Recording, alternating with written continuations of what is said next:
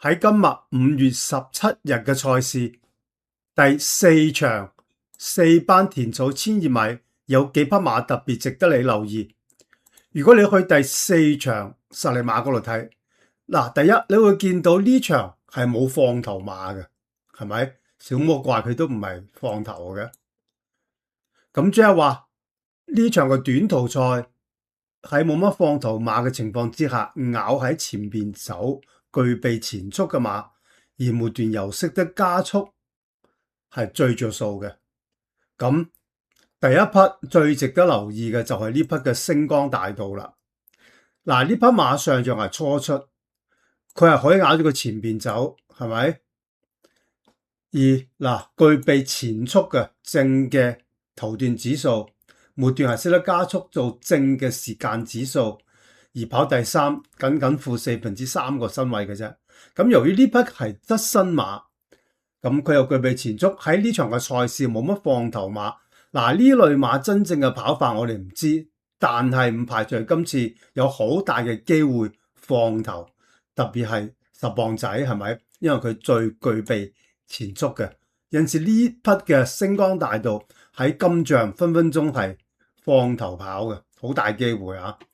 咁如果佢放頭跑，佢末段又識得加速，時間指數又係正嘅，而且又係一匹側身馬，而且仲係減10磅，因此呢匹馬喺呢場係特別有利嘅。呢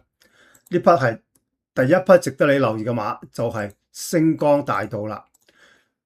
第二匹值得你留意嘅馬就係1200米田草，都係利內檔嘅。咁內檔嘅排4檔嘅就有呢匹嘅側身馬和到風啦，係咪？咁呢匹馬嗱，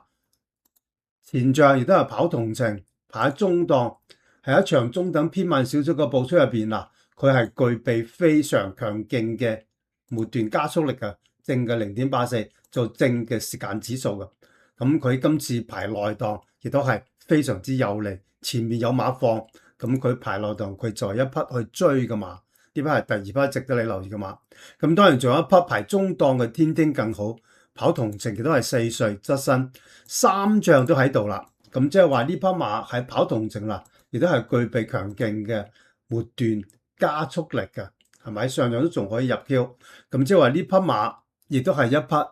中後上嘅馬匹，雖然嗰個跑法係蝕底，但係由於呢場嘅賽事係冇乜其他嘅同程實力馬啦，喺其他嘅他程實力馬其實亦都唔多，所以你見到呢匹嘅